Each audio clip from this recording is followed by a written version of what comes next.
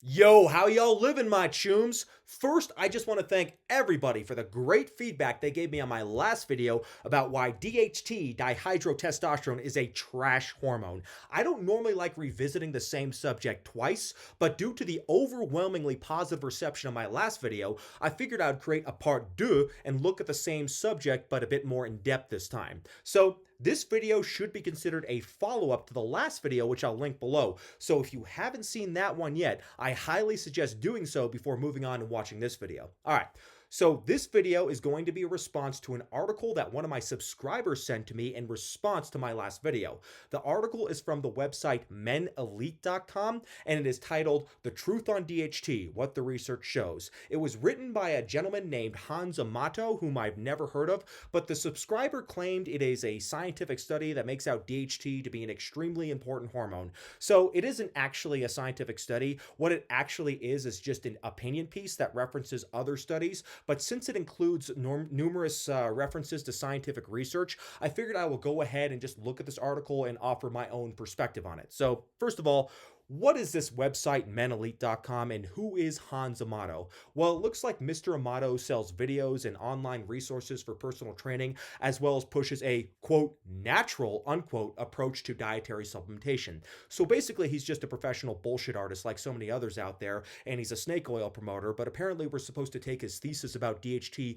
being an important hormone seriously. Now, I don't think he actually sells any supplements on his site, at least I don't know if he does, but he talks very much a lot about them, and he also seems to be the world's biggest fan ever of DHT, kind of like the polar opposite of me. So if you look at his website, his most popular of all time post is entitled 40 Best Ways to Increase DHT. You know, that would be like writing an article called 40 Best Ways to Give Yourself AIDS. But anyways, looking at some of the ways he lists, some of them are kind of weird. Like, for example, he's a big pusher and promoter of raw milk, and he mentions morphine, which he says he personally would not take, but suggests eating poppy seeds if you are, quote, game for it, unquote. He also says to, quote, have a drink every now and then to increase DHT. So, anyways, if we look at his picture here, you can see that Mr. Amato was not, in fact, stricken with the genetic curse of androgenic alopecia. And it really makes me wonder if he would still be such a big fan of DHT if he were a slaphead. Of course, since he loves DHT, he also buys into the whole post-finasteride syndrome nonsense, as you can see here. So, I don't know what he's trying to play here. I mean, I think maybe he's just trying to tell people what they want to hear, or maybe he's just a professional troll. In any case, what he certainly is a grade A asshole, as the information he's pushing here is very harmful, and it doesn't seem like he's in any way qualified to give an opinion about things like morphine, for instance. So, to further examine this, let's get back and look at his post on, quote, the truth on DHT, what the research shows, unquote. So, in his opinion piece, Mr. Amato covers a lot of ground, pretty much referencing every study he could possibly find on DHT effects in the body, regardless of whether or not the studies are really relevant to his thesis that DHT is an essential hormone. He likes to make real sweeping generalizations using phrases like DHT is critical for this or DHT is essential for something else, and then quoting studies without any real context as to why or how the DHT was used, resulting in a whole series of DHT talking points. Many of these studies are not relevant to my thesis that DHT is a trash hormone, but he mentions a lot of studies where DHT is used as a form of androgen replacement therapy for people with hypogonadism and whether it is safe to use DHT under those circumstances. But in the studies involving these unhealthy hypogonadal men, researchers have used either testosterone or DHT to stimulate androgen receptors, and it has been found that treating hypogonadal men with either one of those hormones helped alleviate their symptoms. But this is in no way proof that DHT is an essential hormone. It only shows that when men are hypogonadal, meaning their testosterone is dangerously low, using any androgen, even a beta trash old man hormone like DHT, is better than using nothing at all to treat their symptoms. But keep in mind that these men are not the same as people walking around with normal testosterone levels who certainly don't need more DHT in their system. In men with normal androgen levels, testosterone is more than sufficient for every physiological role in the human body that makes us men, and I talk about this in my previous video on the subject as well. So keep in mind, Remember, in the normal circulation, the DHT levels are so low that they don't have any androgenic effect at all. The role DHT plays is in only certain tissues, and in those tissues, it is not the circulating DHT that is important, but rather the local conversion of testosterone to DHT via the 5-AR reductase enzyme. So simply put, if you take individuals who already have very, very low or no testosterone, then maybe in that particular outlier, DHT might have some use just because any androgen is better than nothing. But in individuals with normal testosterone, DHT is complete trash because there is nothing it can do that testosterone can't already do much better, and that is why you don't see any man develop health problems suppressing their DHT, provided that their testosterone levels are also normal as well. So let's dive into this Amato prick soiled toilet paper of an article and see how far we can get before we just drown in his pro-DHT bullshit propaganda.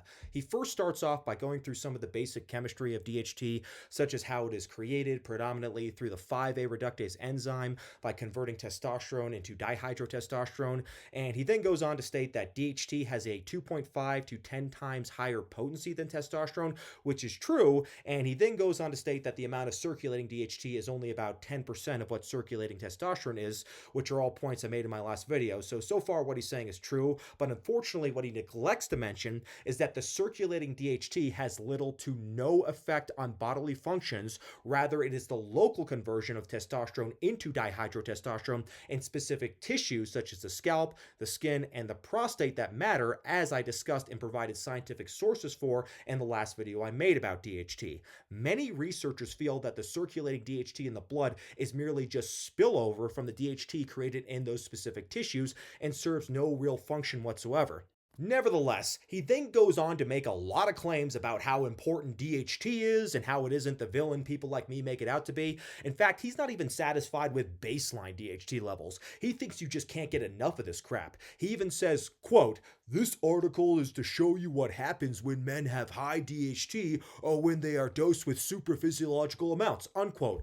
Well, I'm straight up calling bullshit on that, so let's go through his justifications as to why he thinks we should keep this trash hormone in our body and use the power of science to explain why he's dead wrong. So, the first claim he makes is that DHT is essential for libido and sexual function. So, to back up this claim, he references a study from 1996 and he says, quote, "According to this study, serum DHT concentration was the only independent hormonal predictor of the frequency of orgasms. An increase in concentration of 1.36 nanomoles per liter correspond to an average increase of 1 orgasm per week," unquote. Now, before I dive into this study he references, let me just say I cannot stand when people try to form an argument by just citing research without giving any details. You see people do this all the time, where they just compile basically a bibliography of as much research that supports their confirmation bias as they possibly can, and then they just cite it without providing any explanation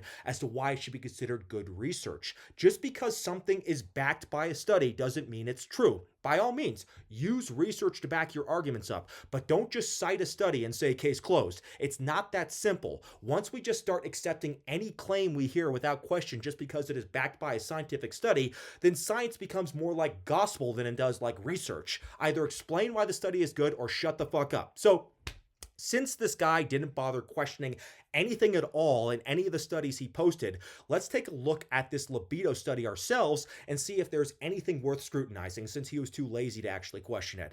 So like I said, this study is 26 years old, so one wonders if anyone has been able to reproduce its findings, and if they have, why don't we have a more recent study to look at? So anyways, the researchers looked at a total of 92 subjects who were Army recruits aged 18 to 22 years old, so barely past the age of puberty even, and they had a single blood sample drawn for each subject on their first day in the Army. They then gave the soldiers a questionnaire, which included questions like how much coffee they drank, how much alcohol they drank, and keep in mind this is a study from Greece, so it is legal for 18-year-olds to drink there. And finally, they were asked to write down the average number of orgasms they had per week over the past month, just based on memory. So they basically had what is called a nut log, and having once been a young man myself, I really have to wonder how accurate such a nut log would be, since on one hand, men don't like to admit to jacking off a lot, at least most men don't, and on the other hand, they tend to exaggerate when asked about how many women they have slept with. Usually the rule is you take the number of women men have claimed to have slept with and you subtract 3 to get an accurate number, but with women you add 3. Also, nutting is such a casual thing for so many men, so how can we know that all these men even remember the number of orgasms they had over the last month? I mean, keep in mind, this was just a questionnaire taken from soldiers on the day they entered the army. It wasn't like they had been keeping a diary beforehand or had researchers there for the last month watching them get the nasty on, or as they would say in Thailand, flying the kite. So the researchers are taking a very private activity of which there is a very good chance the subjects will not even report accurate results, and they're using this as a methodology for this study's outcome, which by itself is suspect. But let's move on. So for those who are curious, the average number of orgasms per week for all 92 recruits was 3.9. So they looked at various sex hormone levels afterwards, including DHT, testosterone, androstenedione, dihydroepiandrosterone, estradiol, estrone, and sex hormone binding globulin, aka SHBG. And so looking at the results of the study, they then looked at the predictors for the number of orgasms per week, and they found that the only real predictors were age and DHT levels. In their discussion, they quote earlier studies which show that the frequency of orgasm correlated with testosterone levels, but they note that DHT levels were not measured in those earlier studies. However, in their own study, frequency of orgasm did not correlate with testosterone levels, so they can't just say that these other studies were flawed because they didn't measure DHT levels. Their own study is likely just an outlier, and most likely frequency of orgasms correlate with both testosterone and DHT levels, since testosterone and DHT levels themselves tend to be correlated. So that means if you have more testosterone, you'll have more DHT levels and vice versa. So this study is a classic example of garbage in, garbage out, which means that if you use bad data, you're going to get bad results. There's no way to tell if the number of orgasms these men are reporting are accurate or honest. So lacking any other studies confirming this correlation, I have to say that this study is bunk. Also, again, this is a study from 26 years ago, so how come nobody has tried to follow up on any of the data here using maybe a better methodology than a nut log? It's probably because the claim that DHT is somehow vital for sexual health and libido is not well substantiated by the data. So anyways, he then goes on to make 3 different quotes from another study having to do with the effects of DHT on erectile tissue, like the corpus cavernosum, which is part of your John Thomas that fills up with blood when you're horny, and also the effects of nitric oxide, which is a vasodilator, meaning a blood vessel dilator, which plays a role in erectile function as well. And he also talks about the role DHT plays on spermatogenesis and fertility. So fortunately, all these points are made from the same article. So let's go ahead and take a look at this article he has posted. So this article, unlike the last one, is pretty new. It was published last year, in fact, in 2020, and has an alarming and fear-mongering title called, quote, "Health Risk Associated with Long-Term Finasteride and Dutasteride Use. It's Time to Sound the Alarm," unquote. This is actually not an individual study, but rather what it is a review article, and it is not looking specifically at DHT, but at finasteride and dutasteride side effects, mostly in animal models, and specifically what it's looking at is the effects of these drugs on the liver, on diabetes, on kidney function, and on the tear ducts of the eyes. The author of this review article doesn't even mention sexual side effects at all until he gets to the discussion section where he says, quote, "In addition to the well-recognized role of DHT and not total T in prostate growth and function, several other examples exist which illustrate the key physiologic role of DHT and not total testosterone in mediating tissues function and metabolism. One example is the role of DHT in maintaining erectile physiology," unquote. He then quotes a rat study to back this up, because apparently the only human study on this is still that 1995 Greek jerk-off paper we just talked about. The other mentions of effects of DHT on sexual function are all either based on just animal studies or based on what happens in people who have deficiency of 5-AR since birth, where lack of DHT during development and puberty can result in the lack of development of a genitalia, the prostate, as well as the formation of sperm. However, as I emphasized in my first video about why DHT is a trash hormone, DHT is critically important before adulthood. I mean, no one is arguing with that. My point, though, is that DHT is a trash hormone in adults, and so far, Mr. Amato has not produced any solid evidence to the contrary of that. So obviously, this review article from 2020 has nothing new in it to support the author's thesis. He just put it in there in hopes that he could overwhelm his readers with so much DHT anti-finasteride bullshit that they wouldn't have any energy left to question his sources. So anyways, the next thing he claims in his article is, quote, estrogen is thought to be essential for sexual function in men. However, administering high levels of DHT lowers estrogen dramatically, unquote. So this was a study to see if suppressing estrogen using high levels of DHT from DHT gel would affect sexual function, and the authors concluded that estrogen in males is not important for sexual function. I mean, this doesn't really have anything at all to do with DHT. I mean, it's about estrogen. I mean, I don't know what the point he was trying to make here. I mean, this study, like I said, was about estrogen, not DHT, and the conclusion is that estrogen is not very important for male sexual function. I mean, I guess the point he's trying to make here is that suppressing estrogen with DHT isn't bad because estrogen isn't important for men, but like I have already mentioned earlier, the low levels of estrogen in men are in fact important for bone health, so I don't think we can conclude that supplementing with DHT is safe, and why are we even talking about supplementing with DHT at all? I mean, okay, cool story, bro. Mind explaining why any of this matters or what any of this has to do with DHT? I'm not going to bother speculating about what his intentions are here, so let's go ahead and just move on from the study. Anyways, Mr. Amato then goes on to say, quote, DHT isn't just neutral towards sexual function as shown above, but is essential for it, unquote. But he then quotes an editorial which has to do with androgen supplementation in elderly men with androgen deficiency, hypogonadism, which again is completely off topic because using DHT on someone who is lacking testosterone is not the same as DHT existing in the presence of a human being who has sufficient testosterone levels. So this is a hypothetical situation that has nothing to do with the role DHT plays in most healthy human beings. These are clearly strong outliers, and any outcomes from such research cannot be applied to the general population. So it makes me wonder, does this guy have any research at all on DHT involving subjects who aren't rodents or men with the testosterone levels of Varys from Game of Thrones? So he closes his section on how essential DHT is to libido and sexual function by quoting a study that is even older than the 1995 study I mentioned at the beginning of this video. It's 10 years older, in fact. It's from 1985. Now, to be fair, just because a study is old doesn't mean it's bad, but once again, this is a study about giving DHT supplements. This time it was given to men with normal testosterone levels, and as expected, since DHT is a strong androgen agonist, men did have increased sexual dreams and erections. They also had increased irritability, though this DHT storm apparently settled down after about 3 to 4 weeks. And my response to all this though is, so what? Who cares? This does nothing to prove that DHT is somehow critical to sexual function in healthy adults. It just shows that DHT is a potent androgen, which everybody already knows. But again, we are talking about supplementation and not the role of DHT in the healthy normal adult. Given the quality of his argument so far, let's go ahead and move a little faster now, shall we? So anyways, next he says, quote, DHT doesn't cause prostate cancer, unquote.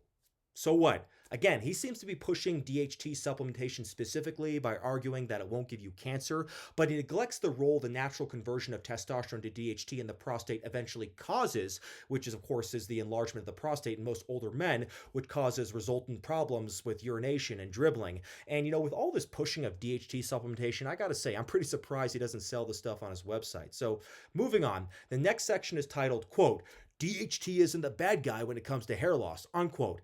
Now, naturally, here's where my bullshit detector really goes off. There is literally no one in the field of research on androgenic alopecia who believes this or takes this seriously.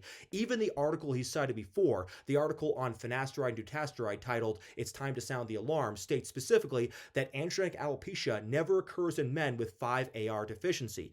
DHT is absolutely the culprit in androgenic alopecia, and no one seriously argues against that. He says that, quote, we all know that DHT is needed for beard growth, unquote, and then he cites a study of beard growth in men with 5-AR deficiency. Now, no one argues that DHT is necessary for beard development in adolescence, but it is not needed for beard growth in adulthood. Now, I did a video on that subject specifically, which I'll go ahead and link below, but to summarize the research of that video, DHT can in fact speed up body as well as facial hair growth, but it doesn't impact body or facial hair density. So if you're on finasteride and you're growing a beard, it just might take a little bit longer for it to fill in, but it won't impede development. But after making that statement about facial hair, he then gets back to the whole DHT supplementation bandwagon and says that hair loss is not due to circulating DHT, but due to DHT that is created by the conversion of testosterone due to DHT by 5-AR in the hair follicles. Now, This is true, but then how can you say, quote, DHT isn't the bad guy when it comes to hair growth, unquote? Again, he goes on to confuse the lack of correlation between circulating DHT levels and male pattern baldness while neglecting to mention the high DHT levels found in the hair follicle on the scalp of men with androgenic alopecia. He says there are other factors involved besides DHT. Well, sure. I mean, there are genetic factors. Everybody knows this. Also, he quotes studies that DHT doesn't act directly, but rather indirectly via changes in growth factors, etc., blah, blah, blah. Shut the fuck up, man. This is purely just a semantic argument right here. And this is the equivalent of saying something like, getting shot doesn't kill you. It's the bleeding out after getting shot that kills you. I mean, this guy is really not as smart sounding as he thinks he is, because there is not the slightest doubt anywhere that DHT triggers hair loss in men and women who are genetically susceptible to androgenic alopecia. And this level of DHT denialism is a complete deal breaker for men, like it should be for you as well. I mean, this guy wants to do everything possible to increase DHT in your body, and maybe he thinks he can get away with it with his full head of hair, but I don't think I personally can take much more of him and his DHT love fest any longer. So let's go ahead and break away from this mannelite.com website and look at some more convincing data that DHT is indeed a trash hormone. So the real question many people are asking is, do we need DHT as adults, or is testosterone enough to maintain all our sexual as well as other functions? So there was an interesting study that was conducted in 2012 to address this very issue. It is entitled, quote, Effect of Testosterone Supplementation with and Without a Dual 5A Reductase Inhibitor on Fat-Free Mass in Men with Suppressed Testosterone Production, a Randomized Control Trial, unquote. So this was a very well-designed study. It was double-blinded, randomized, and placebo-controlled. 139 men who were healthy and aged 18 to 50 years old with normal testosterone levels of 300 to 1200 nanograms per deciliter were enrolled in this study. The investigators wanted to compare the effects of testosterone versus testosterone plus dutasteride on muscle mass, sexual function, and other parameters. Because 5-AR blockers raise testosterone levels, they inhibited the men's natural testosterone with the gonadotropin-releasing hormone agonists, and then gave different doses of testosterone via injection. To try to suppress as much 5-AR as possible, they gave 2.5 milligrams of dutasteride per day, which is 5 times the normal dose of 0.5 milligrams per day that suppresses 94% of circulating and intraprostate DHT. So this is pretty close to complete suppression we're seeing here in this study, and it is much more suppressing than you get from something like finasteride, which would only suppress about 40 to 60% of DHT depending on your dosage. So all the subjects got testosterone injections, but only half of them got dutasteride. So the methodology should give us pretty good results in this study. So anyways, what were the results? Well, 102 men completed the study. The two groups, the one that is just testosterone versus the one on testosterone plus dutasteride, had similar blood testosterone levels, but as expected, DHT levels were markedly reduced in those taking dutasteride, while blood DHT levels increased with increasing doses of testosterone and those not taking dutasteride. Fat-free mass, which is muscle mass, increased with increasing testosterone, whether or not dutasteride was present. Same for strength assessed by exercises like the leg press and chest press. Erectile function, sexual health questionnaires, prostate size, sebum production, and acne were all the same between those on the testosterone alone groups and as well as for those on the testosterone plus dutasteride groups. So in other words, DHT didn't add a single thing to just plain testosterone in the body. That's right. DHT didn't do a single thing because it is testosterone that manages male virility, not DHT. DHT is just a shitty byproduct of testosterone that for some reason sticks around and makes our lives miserable after adolescence after it is no longer needed. Furthermore, the authors in their discussion feel that in people with normal testosterone levels, testosterone is sufficient to maintain muscle mass and sexual function and even prostate function. As testosterone levels fall with age, DHT may become more important in its effects on the prostate, leading to prostate hypertrophy, but the point of the study is that testosterone by itself is enough of an androgen. We don't need DHT, and we already know that despite what menelite.com says, that DHT causes hair loss and a lot of other problems in the body like acne as well as enlarged prostate. But is DHT actually bad for you in other ways, you might ask? I'll go ahead and end with one more article here to discuss this. So you may remember a few years back, or actually maybe more like 10 years back, there were a lot of commercials on TV for treating things like low testosterone. And you may have noticed they all disappeared disappeared as well, and that's because there were reports of TRT, testosterone replacement therapy, being associated with heart problems. Well, there's an article from 2014 entitled, quote, "Cardiovascular risk and elevation of serum DHT vary by route of testosterone administration, a systematic review and meta-analysis," unquote. It looked at this data and found that the route of administration of TRT had something to do with the risk. They found that oral and transdermal TRT administration was associated with increased cardiovascular risk, but intramuscular injections of TRT were not associated with this increased risk. Now, if you remember those TRT commercials I mentioned earlier, they were mostly for transdermal TRT. So this is an important distinction because oral and transdermal TRT was associated with increased DHT in the blood, whereas intramuscular wasn't. So because of this, the authors felt that it was specifically the DHT increases that caused the increased cardiovascular risk and not the testosterone. 5-AR in the skin and liver converted more testosterone into DHT, whereas the muscles have very little 5-AR activity. So unlike the mennelite.com site, there is evidence that not only is DHT worthless in the adult, it might actually be harmful to the cardiovascular system, let alone its effects on the skin, hair, and prostate. So this may be one of the reasons men don't live as long as women typically, because DHT is literally trying to kill us in addition to making us slapheads.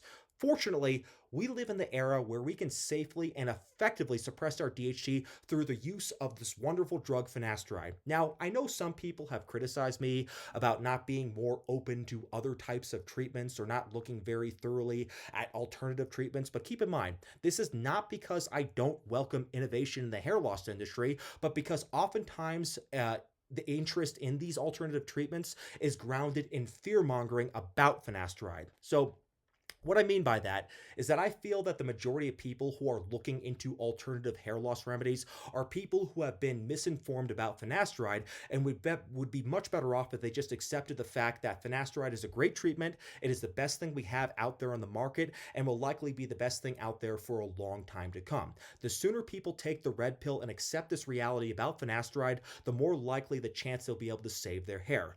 People who keep dicking around with unproven theoretical treatments are doing nothing but putting their hair at risk. By not using finasteride, not only are you putting your own hair in peril, but you're also leading credence to a movement that wishes to spread fear and ignorance about a treatment that has been proven countless times over to be safe and effective. And that kind of fear-mongering is what causes other people to not even consider beginning finasteride to begin with and eventually going bald when they very well could have saved their hair and had they not fallen victim to such misinformation that gets spread around about this drug. So please, people, don't give in to the fear and hysteria and misinformation this very unethical anti-finasteride movement is promoting about this drug. These finasteride haters do not give a damn about you or your hair. All they care about is having a scapegoat to blame all their problems on, and every time someone uses finasteride and saves their hair, it takes them out of their safe space. Their biases against finasteride are contingent on your failures, so don't be a loser slaphead. Take finasteride and show these basement-dwelling permavirgins that just because they're too dickless to save their own hair doesn't mean you have to be as well. And with that, I'm going to go ahead and wrap things up, but I will be back with more content soon. I have several projects planned, and again, thank you guys for watching this video. I know it was kind of a long one, so thank you to all those who stuck around, and I'll talk to you guys soon. Take care.